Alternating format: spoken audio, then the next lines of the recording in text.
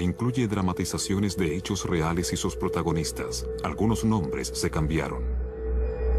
Este programa está orientado a público adulto. Contiene imágenes que podrían incomodar a algunos televidentes. Se recomienda discreción. Una pareja de ancianos es brutalmente asesinada en Nueva York. Nadie lo comprende, hasta que una clarividente lo experimenta psíquicamente. Sentí su terror que me llegó a través de sus ojos. Luego, repentinamente, me estaba matando. En Ohio, cuando desaparece una joven madre, Jennifer McCready, una clarividente percibe lo que le ha ocurrido y que la víctima supo que iba a morir. Experimentó una violación emocional. Ella supo que iba a morir en sus manos. Cuando las pistas escasean y las respuestas son vagas, los investigadores algunas veces deben recurrir a los clarividentes. Clarividentes. Asesinos conocidos. Colony, Nueva York, un suburbio de la ciudad de Albany.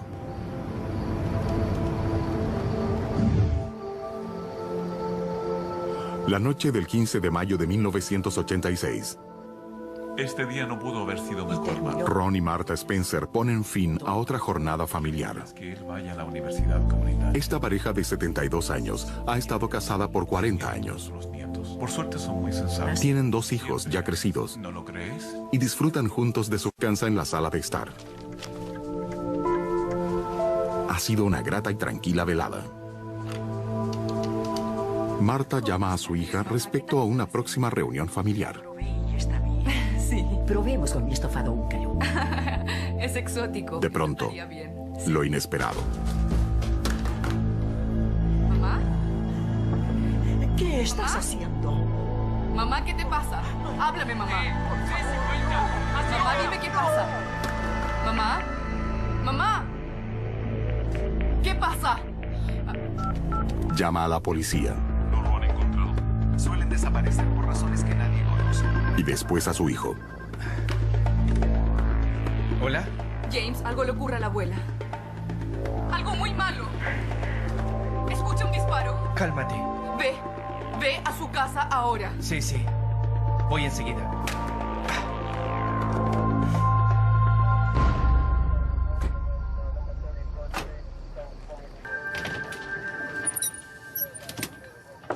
La cerradura de la puerta trasera fue forzada. En espera de acercamiento, cambio. ¡Policía! ¿Hay alguien en casa? Al interior, una escena inimaginable. 120 código 80, asesinato. Posición para disponibilidad de apoyo. Unidad de investigación requerida en sector J3A. Ron y Marta Spencer yacen muertos, con disparos de pistola. Veamos qué tenemos aquí. Fueron baleados. Dígame, ¿qué encontró, agente? Son 2 cuerpos. Esto fue quemarropa. El detective de homicidios, teniente Raymond Krolak, trata de explicarse lo que ha ocurrido. No. Al inspeccionar la escena de un crimen, se tiende a pensar que caben 2 posibilidades. Es asesinato o suicidio o un asesinato doble. Debajo del cuerpo del hombre no había arma de ninguna especie. Como tampoco bajo el cuerpo de la mujer. Había que suponer que era asesinato doble. Perímetro de seguridad establecido. Parecía un acto de ejecución. La mujer había recibido el disparo a distancia mínima. Lo mismo en el caso del hombre. Lo único que encontramos fueron 2 cartuchos vacíos de calibre 25. Pero, ¿por qué matar a 2 ancianos? La primera impresión fue de que hubo un intento de robo, con la sorpresa de que había gente. El ladrón optó entonces por dispararles, y no simplemente por huir. Una decisión fatal. No había razón para matar, a menos que las víctimas lo conocieran. Bueno, a quemarropa es letal. No tuvieron... Al parecer, el asesino había huido sin robar nada. Parecía no faltar nada. No había desorden, al menos en la planta baja. La caja fuerte estaba intacta. Nos estableció que faltara algo, salvo quizás una colección de monedas. Estamos interrogando... Los investigadores esperan que alguien haya visto al criminal. Entrevistamos prácticamente a todos los vecinos, asimismo a una cantidad de amistades y parientes de la pareja. Nadie tenía la menor idea. Nada fuera de lo habitual. Muy frustrante. Me llamó como siempre. La hija de los Spencer está en shock. ¿Nada especial? Hablábamos de la próxima cena familiar. No imagina por qué alguien querría matar a sus padres. Ella temía que hubiera pasado algo malo. Eran la clase de personas que jamás molestaban a otros. Me dijo que pasaba algo extraño. Le repito. De pronto, el nieto James Mariani hace una declaración que inquieta a los investigadores. Esto es balística. Oiga, ¿esas son balas calibre 25? Central, unidad forense. Uno de mis detectives había salido con 2 cartuchos vacíos en una bolsa de plástico. No había forma que alguien pudiese identificar el calibre de la munición a esa distancia. Ahora nos retiramos de la escena. Comprendido, patrulla L10. El nieto estaba sereno, no se había perturbado. Muy calmado. Inmediatamente, se convirtió en sospechoso.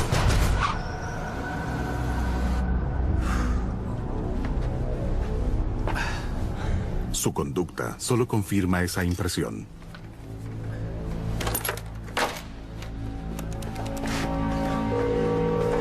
Teniente Ray Krolak. Teniente Krolak, James Mariani. El nieto llamó al otro día exigiendo el testamento. No era una consulta, era una exigencia de él. Le pedí que fuera a verme. Adelante, tome asiento. ¿Qué puedo hacer por usted? Bueno, señor. Quisiera ver el testamento de mi abuelo. Le expliqué que él no figuraba en el testamento. ¿De qué habla? Debe estar bromeando. Tiene que Le mencionar hice en él. algunas preguntas. ¿Por qué le interesaba tanto? Me respondió que su abuelo le había prometido algún dinero. El hecho es que no iba a recibirlo. Bien, James. ¿Dónde estaba la noche que asesinaron a su abuelo? Estaba en mi casa. No lo han encontrado. Suelen desaparecer por razones que nadie sabe en realidad. Hola. James, algo le ocurre a la abuela. Vamos, ustedes saben eso. El nieto se mostró muy calmado y sereno durante la entrevista. Pasamos unos minutos revisando aspectos. Krolak tiene la impresión de que hay algo que oculta. ¿Se sometería al examen de polígrafo? Claro. Después de un interrogatorio, el operador del polígrafo indica que Mariani dice la verdad cuando afirma no haber disparado a sus abuelos. No se ve ningún arma. Nada en la escena del crimen implica a Mariani. La policía sigue investigando, revisando antecedentes de él y sus amigos y conocidos.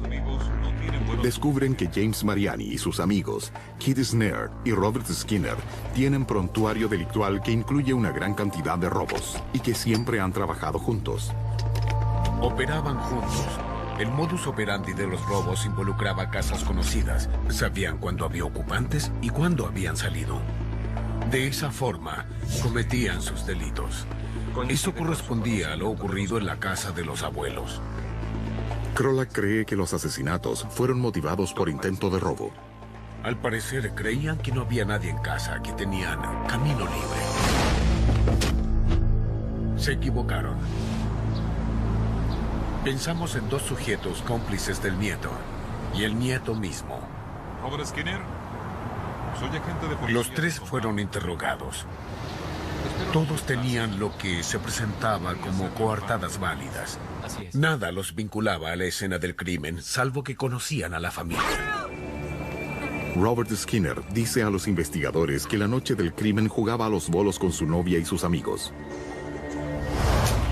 Keith Snare afirma que esa noche él también estaba con amigos, que lo confirmarían. Ambas declaraciones parecen verídicas. En esa fase de la investigación, ninguna pista resultó provechosa. Hablamos con gran cantidad de personas, más otras relacionadas con los primeros 3 sospechosos, pero siempre sin resultado. La investigación debió ser suspendida. El caso se archivó. Pasaron años. El teniente Krolak comenzaba a considerarlo sin solución. Pero no podía saber que una clarividente iba a ayudarles. Sentí su terror, su dolor que me llegó a través de sus ojos. Luego, repentinamente, me estaba matando. Es algo espantoso. ¿Qué haces aquí? ¿Qué pasa? Aproximadamente 2 años después del crimen, los hijos de las víctimas fueron a hablar conmigo a la oficina. Bien. Explícale. Queremos que vea esto. Entonces me mostraron un artículo sobre una clarividente y quisieron saber si me interesaba consultarla para que cooperara en el caso. El nombre de la clarividente es Noreen Renier.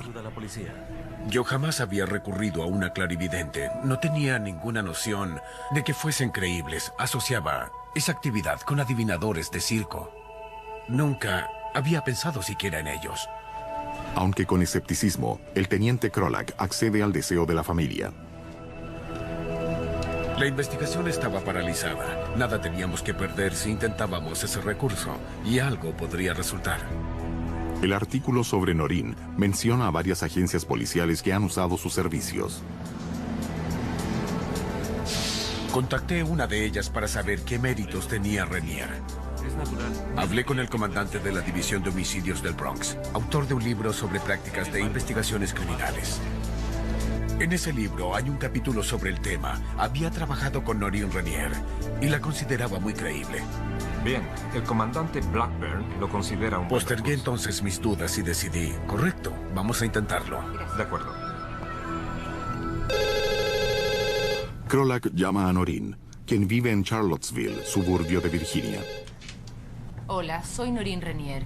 Aquí habla el teniente Ray Krolak de la policía. No me extraña encontrar personas escépticas. La llamo en relación a un caso criminal similar a los... Todo policía debe mantener una dosis de escepticismo, pero para cuando yo termine de colaborar en un caso no debe quedar escepticismo alguno. Ya tienen que conocerme, deben saber que puedo cumplir con lo que me comprometo a hacer. Noreen acepta trabajar en el caso. Solo quiere que le confirmen los nombres de las víctimas y nada más.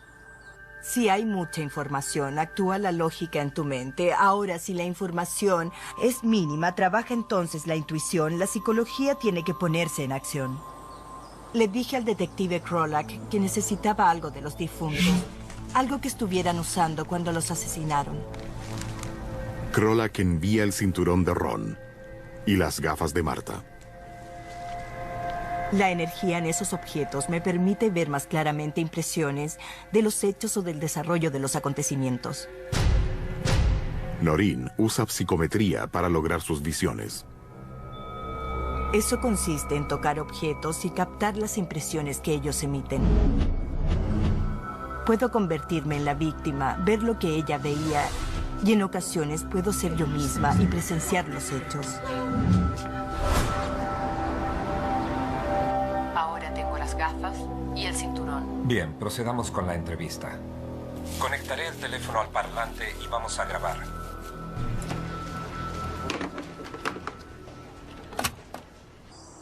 Noreen comienza con Marta. El detective quiso saber qué hacía ella justo en el momento del ataque. Le dije que al parecer hablaba por teléfono. Escuché una voz femenina. ¿Qué tal esa receta? Es una pariente de ella. Marta hablaba con su hija justo antes de su muerte. Me convertí en ella y pude sentir su terror, que me llegó a través de lo que veían sus ojos. Ahora, dígame, ¿qué más ve, Noreen? Alguien entró, forzó la puerta. Deje el teléfono, suéltelo. Haga lo que le digo. Fue sorprendida mientras hablaba por teléfono. Dime ¿qué estás haciendo aquí? ¿Qué pasa, mamá? Ella lo reconoció inmediatamente. Era un hombre conocido. ¿Qué? Entonces vio el arma. Se aterró y gritó llamando a su esposo. ¡Ayúdame, Ron! El hombre disparó.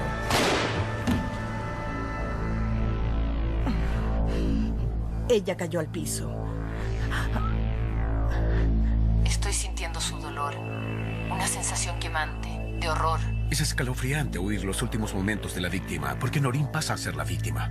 ¿Tienes el cinturón, Noreen? Sí. Noreen deja de ser Marta y se convierte en Ron.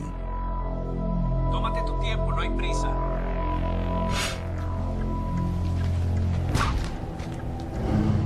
Al tocarlo, pude visualizarlo sentándose a leer un periódico. Luego recordé a su esposa, aterrada y llamándolo a gritos. ¡Ayúdame, Ron! Visualicé que se ponía de pie, tomaba algo y se dirigía a la cocina. ¿Qué haces tú aquí? ¿Qué?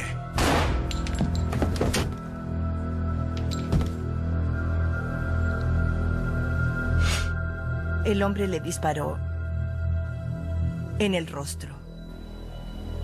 Lo lamento. A Noreen se le hace difícil continuar. Es muy doloroso porque exige una enorme cantidad de energía en mi mente. Puedo durar 1 hora hasta 1.5 horas como máximo. Es mi límite porque me agota demasiado. Suficiente. Ellos decidieron finalizar la sesión, pero optaron por realizar otra. Esta vez, los investigadores viajan a la casa de Noreen en Virginia para una sesión en persona. Tenemos evidencia, pero los sospechosos tienen buenas cualidades. Necesitan identificar al asesino. Relájate bien, Noreen, y cuéntanos. ¡Ayúdame, Ron! Una vez más, Noreen experimenta las muertes de Ron y Martha Spencer.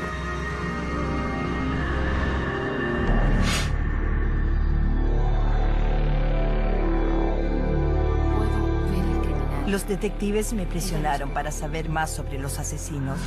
En la mente de Martha leí que un pariente los había invitado a cenar y el asesino había estado entre ellos. El sujeto tiene casi 30 años.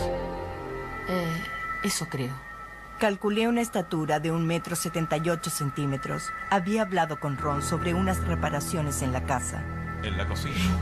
La policía sabe que el sospechoso Robert Skinner había asistido a una cena familiar y después había ayudado a Ron a poner azulejos en la cocina.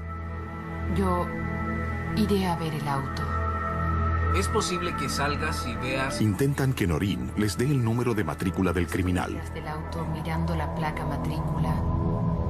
Y el teniente Krolak oye algo totalmente inesperado. Cuando volvimos al hotel y escuchamos la grabación, lo más sorprendente fue que cuando nos dictaba el número de la matrícula se escuchó una voz que dijo, ¡no! Primero una inicial. No sé si es N o I. Grabadora nueva, micrófono nuevo, puertas y ventanas cerradas. No habían otras voces, pero esa surgió claramente. No. I o... A mí me asustó. No sé qué fue, pero está grabada. Creo que esto es suficiente. Sí, tenemos unas fotos que queremos... Noreen hace un último intento para identificar al asesino. Habíamos llevado 10 fotografías, entre las que había 3 de quienes creíamos sospechosos. Dimos las fotos a Noreen para ver si le causaban alguna reacción psíquica. Coloqué las fotos en la mesa boca abajo para que no viese las caras. Ella las revisó tocándolas, cambiándolas de posición. Estas son las 3 caras de los Las di hombres. vuelta. Eran Robert Skinner, Kitzner, el nieto James Mariani. Eran justamente los 3 sospechosos que teníamos. No sé cómo pudo hacer eso. No había nombres. Ella no las vio antes. Quedé muy impresionado. Fue muy fácil. Tenía que sentir o no energía. Solo me tomó unos segundos elegir las 3 fotografías. Esta foto. Noreen identifica específicamente a Robert Skinner como el sujeto armado. Durante el hecho solo vi a uno, pero supe que había otros involucrados en el crimen. Entonces da al teniente Krolak una información que resulta decisiva. Estábamos terminando una sesión con Noreen y nos disponíamos a retirarnos cuando ella comentó algo que sería de gran importancia, un error en la coartada del asesino. Algo no encajaba. Supe que estábamos sobre la pista. Había que profundizar más. Trabajar en torno a esos 3. Revisan la primera fase de la investigación y advierten una sorprendente omisión respecto a la coartada de Skinner. Oye, Jill, ¿no te quedes ahí, quieres? Esa chica nunca fue entrevistada. Y cuando fue interrogada, se descubrió que ella estuvo en el bowling. Pero con amigas y nunca con él. Eso lo hizo más sospechoso aún. Las autoridades convocan a un gran jurado para oficializar las declaraciones de todos.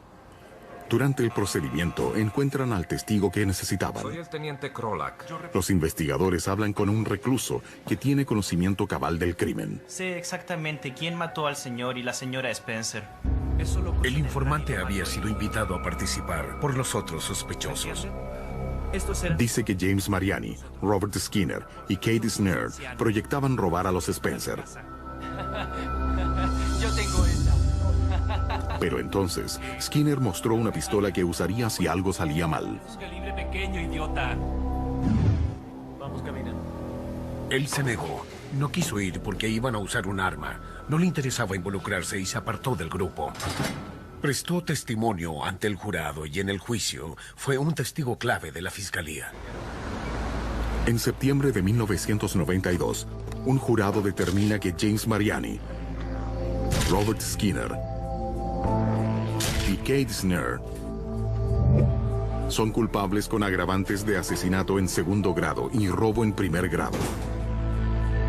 Reciben condenas que van desde 40 años a cadena perpetua.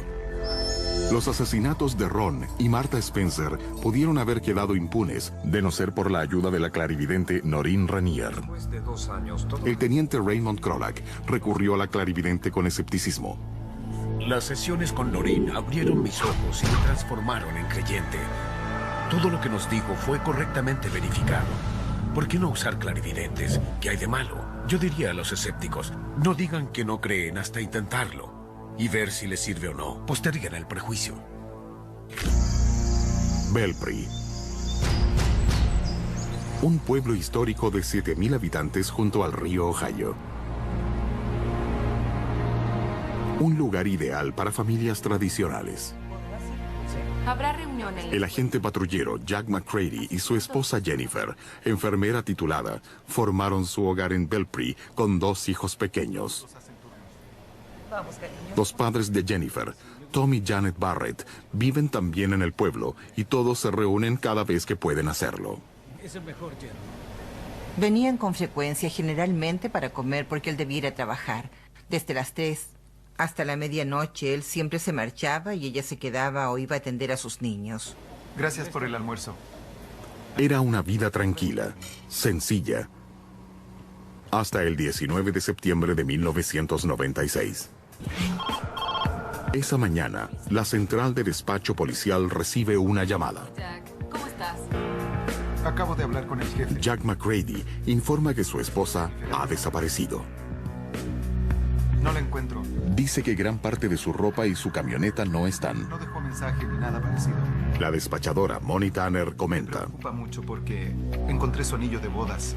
Su anillo estaba en la cocina. No se había presentado a trabajar y él quería denunciar el caso de desaparición. Despaché a un agente a su casa para el informe preliminar. Tenía mis sospechas, pero no... Jack cree que Jennifer huyó con otro hombre, de modo que quizás no deba hacer la denuncia después de todo. Creo que eso es lo importante. Pero siguiendo el procedimiento, el agente anota la información para que actúen los investigadores. Lo lamento mucho, Jack. No pierdas la esperanza. Esa tarde, en la clínica veterinaria de los Barrett, Janet y Tom cumplen con el trabajo de un día como tantos otros. Tengo que hablar con... Pero nada tiene de normal. Jack vino a la consulta a eso de las 3 y nos dijo, ella se fue. Así de simple. Luego dijo, no puedo encontrarla. Se llevó una gran cantidad de dinero y ropa y se fue. Sabíamos que no tenía mucho dinero y que ella jamás se habría ido abandonando a sus 2 hijos. Sospechamos enseguida que algo andaba mal. Sí, tal como te... Janet había hablado con Jennifer la noche anterior.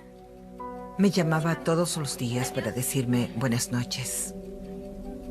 Bien, mamá. Me voy. Y esa noche hablé con ella. Adiós. Más o menos a las 9. Buenas noches.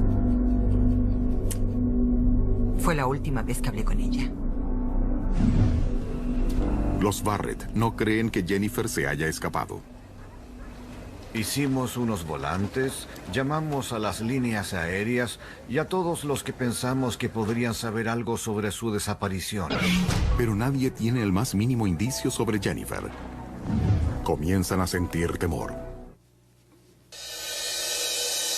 Nunca olvidaré el día en que nos... Ida Walker es jefe de la policía de Belpre. Teníamos que determinar posibles disputas o problemas familiares o si había circunstancias que hubiesen causado la huida de Jennifer por voluntad propia o por alguna razón desconocida. La he buscado en todas partes. El patrullero Jack McCready acude a la estación para hablar con un detective. La policía, claro. Hablé con mi jefe. Admite que el matrimonio estaba en crisis y dice creer que Jennifer ya no regresará más. Eso no es ser muy Yo trabajo hasta tarde. Su seguridad sorprende al sargento detective Dave Garvey. Bueno, si se fue con alguien, tarde o temprano tendría que volver.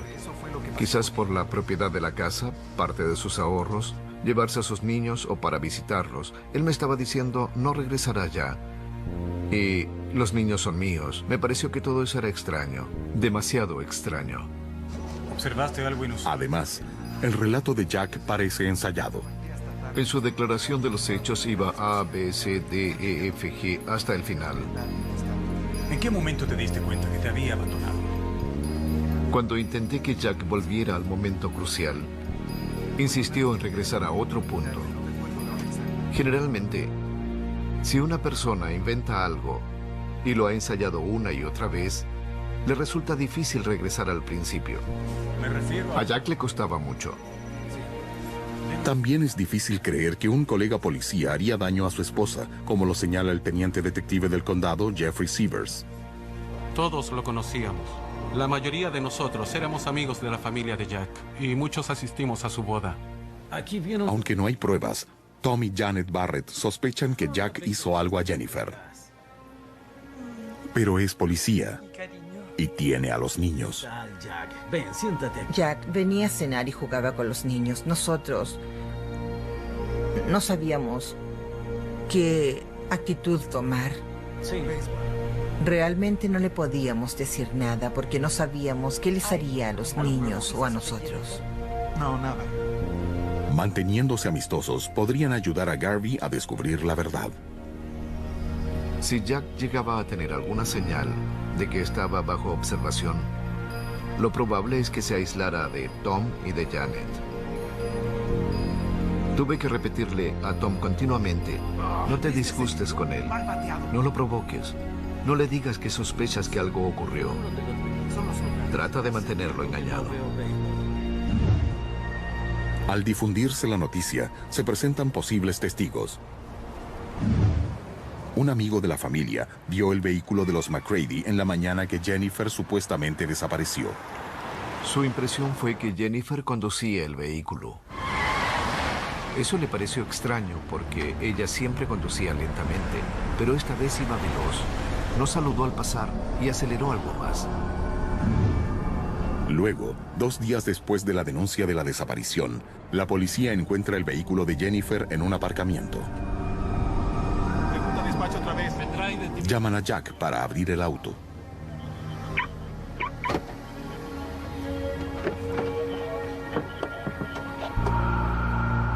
El interior del vehículo no contenía indicios de lo que hubiese ocurrido, sobre todo porque nada indicaba algún rastro de Jennifer. Nada sugería que estuviese viva, como tampoco que podría haber muerto. Ya que no había evidencias, la policía deja que Jack se lleve el vehículo a casa. Tiene una teoría de por qué estaba aparcado ahí. Según nos dijo, ella había ido hasta allá para juntarse con alguien. Y luego se había marchado con esa persona.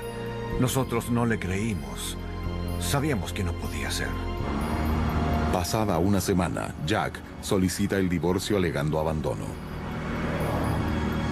Pasan los días sin noticia alguna de Jennifer y sin pistas para investigar. Entonces, la despachadora policial Moni Tanner recuerda a una clarividente que había conocido en Pittsburgh, llamada Georgia Rudolph. Me pareció interesante ver si yo podía servir en algo. Pensé, voy a intentarlo, y no dudé en llamarla. Hola. Hola, Moni. Ella me informó que había una persona desaparecida en su pueblo y que se llamaba Jennifer. Es todo lo que Georgia necesita escuchar. Ella ya conoce el resto. Me sentí enferma. Trasladamos al Puedo decir de inmediato si una persona pasa por lo que yo llamo la dimensión vibracional de la situación, porque la vibración física es diferente a la vibración espiritual. Todas las vibraciones son diferentes en los distintos planos. Si percibo a una persona que está viva, la vibración entonces es física. Pero si es una persona que está muerta, su vibración es espiritual. Entiendo. Sepultura baja. Me dijo que Jennifer había sido baleada, que yacía en una sepultura cavada cerca de la carretera, envuelta en algo blanco y rosado. Moni pasa la información al sargento detective Dave Garvey. Moni pensó que yo avanzaría mucho si hablaba directamente con Georgia y que probablemente me diría algo más. Eso no interesará al fiscal. Supongo que soy de la vieja escuela. Me atengo a los procedimientos establecidos. Está bien, Solo llámala. Está bien. Jamás pensé en llamar a una clarividente, ni en este caso ni en ningún otro. ¿Hola? Cuando Moni se fue, me puse a reflexionar detenidamente. Pensé que no habría daño alguno en llamar a Georgia. Le dije, fue asesinada. Y luego agregué, recibió un balazo en la nuca. Entonces él preguntó, ¿sabe usted quién la mató? Y yo le respondí, el hombre que buscan, por su físico, tiene apariencia de leñador, musculoso, corpulento.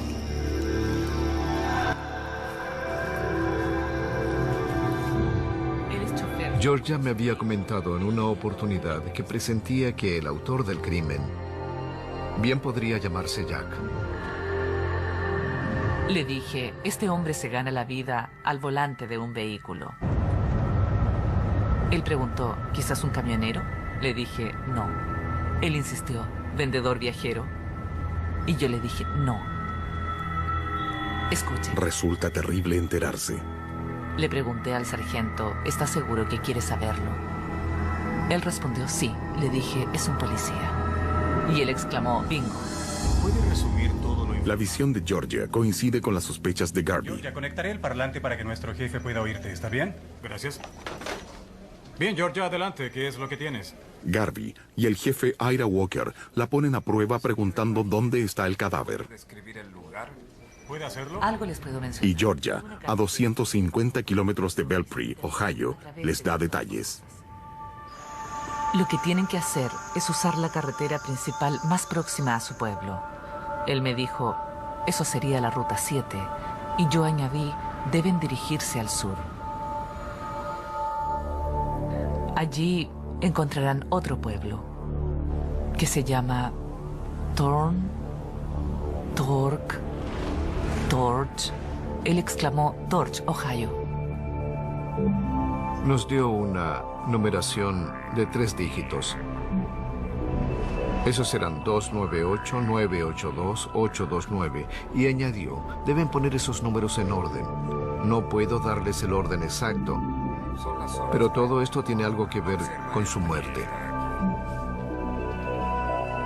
No hubo problema para determinar la zona, y resultó que el número era exacto. Al sur de Belpre, cerca del pueblo rural de Torch, está la carretera secundaria 298. Luego de ver esos números, entren a ese camino y retrocedan unos 400 metros. Encontrarán un camino menor que va subiendo por la colina y dobla. Siguiendo por ahí, hallarán el cuerpo de Jennifer McGrady. Georgia también nos había informado que la encontraríamos vestida con ropas de color rosado y envuelta en una manta de color azul. Gracias. El contacto con Jennifer deja a Georgia exhausta. No creo haber experimentado antes la sensación que me produjo este caso cuando contacté a Jennifer debido a la violación que esa joven soportó antes de morir. Fue una violación emocional al saber que su esposo iba a matarla. Sabía que iba a morir en sus manos. Deben haber sido los momentos más terribles de su vida. No es posible conocer. Walker y Garvey continúan escépticos. Sin embargo, mi posición respecto a clarividentes es que no creo en ellos. Son como cualquier otro testigo. Nosotros solo investigamos lo que ellos declaran. Es una pista y hay que investigarlas todas. No me parece que hago mi trabajo por los deudos o por las víctimas, si no investigo toda pista que obtenga. Si una clarividente me da una pista, yo la investigo. pero antes que la policía disponga de agentes para esa búsqueda, la noticia del caso llega a una amiga de Georgia, Kathy Wyndham, quien vive en Belpre. ¿Qué tal, Georgia? Cuando Kathy llama, Georgia le menciona su visualización. Estaba preguntando si sabías algo de la mujer desaparecida. Esto es muy extraño. Kathy me dijo, iré a buscar ese lugar. Y yo le respondí, no vayas. Insistí, no es bueno que busques ese camino, créeme. Pero Kathy va de todas maneras, siguiendo las indicaciones de Georgia. Al sur de Belpre, hacia Torch, entrando a la ruta 298 y a un largo camino de grava donde se encuentra una curva. Cuando está por hacer el último giro, lo ve. El patrullero de caminos Jack McCready.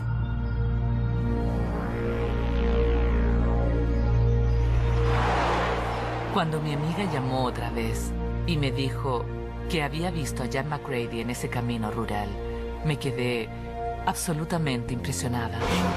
Temí lo peor por ella. También me emocioné porque supe que ahora podrían hallarla. Mi amiga sabía exactamente cómo llegar al lugar.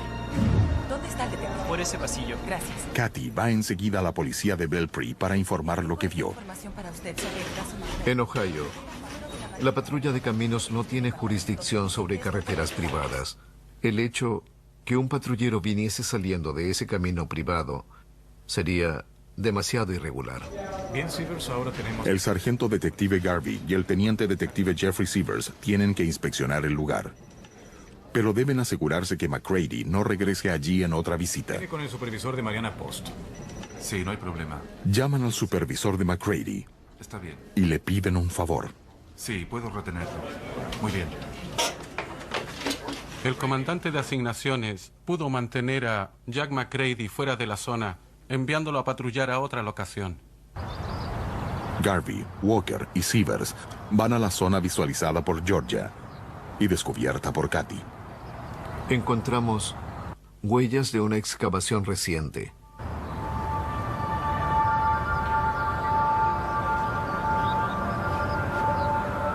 Después de remover la tierra algunos centímetros, hallamos una bolsa con cierre de nylon azul. ¿Qué te parece? Creo que la encontramos.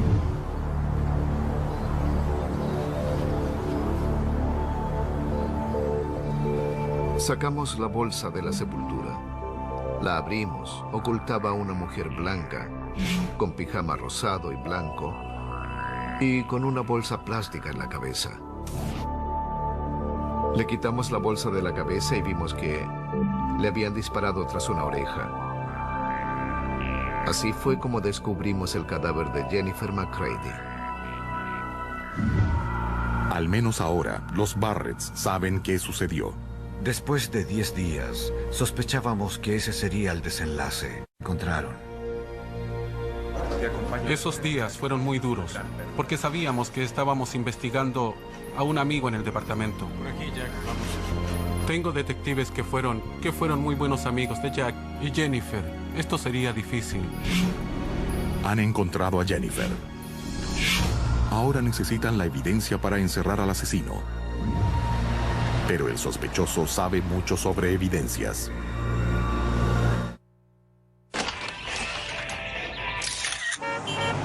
Tía consigue una orden para revisar la casa de McCready mientras este se encuentra trabajando. El interior de la casa está muy limpio. Nunca encontramos en la casa lo que llamaríamos escena del crimen. No había lugar alguno que pudiésemos tomar como el escenario del disparo. Recurrimos a toda clase de sistemas para detectar rastros de sangre de la casa, pero no logramos nada de eso. Vengan acá, encontré algo.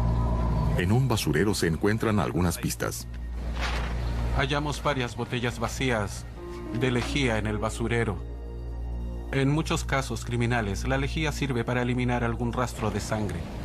Es buena para limpiar sangre y ADN. Las autoridades comprenden que como policía, McCready sabe borrar sus huellas criminales.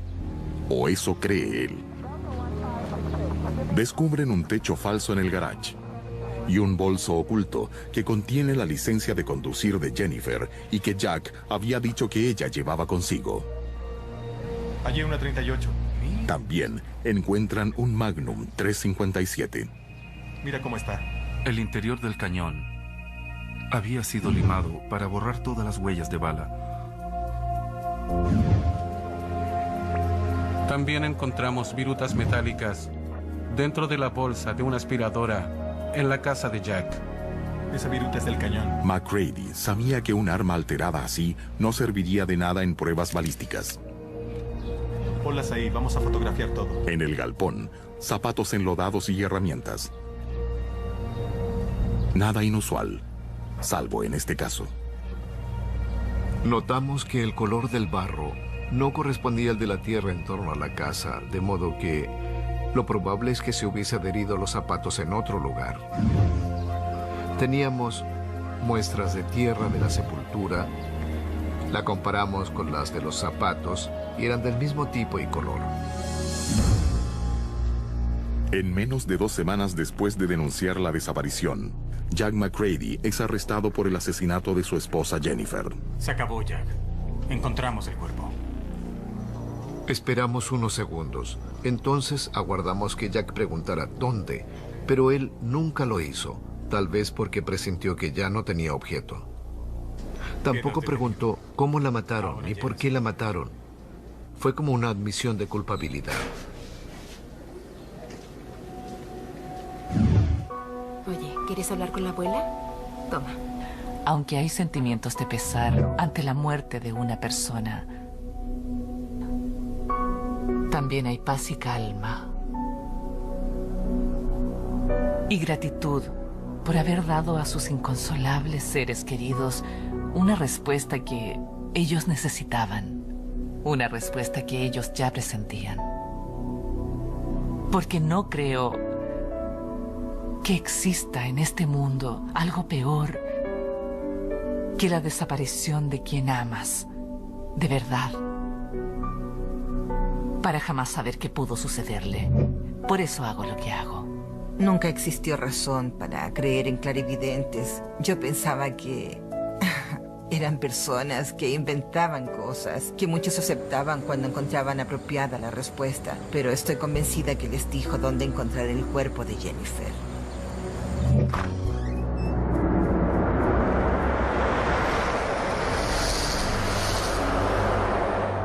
Janet y Tom Barrett esperan que la terrible muerte de su hija haya dejado una lección. El que tenga conflictos en su matrimonio es mejor que haga algo. Que no piense que puede cambiar a esa persona porque no podrá hacerlo. Esas cosas no ocurren. El 15 de agosto de 1997, un jurado declaró que Jack McCready, agente de la ley, había matado a su esposa. Mientras sus hijos dormían, llevó a la madre a una parte remota del condado y trató de cubrir las huellas. Convicto de asesinato, Jack McCready fue sentenciado a prisión de por vida. 2 familias destrozadas por asesinos conocidos. Una pareja de ancianos muerta por la codicia de un pariente. Una joven madre asesinada por su esposo sin motivo aparente. Crímenes impensables cometidos por quienes debieron amarles realmente. Solucionados por policías abnegados y 2 grandes clarividentes. Eso es todo lo que puedo ver.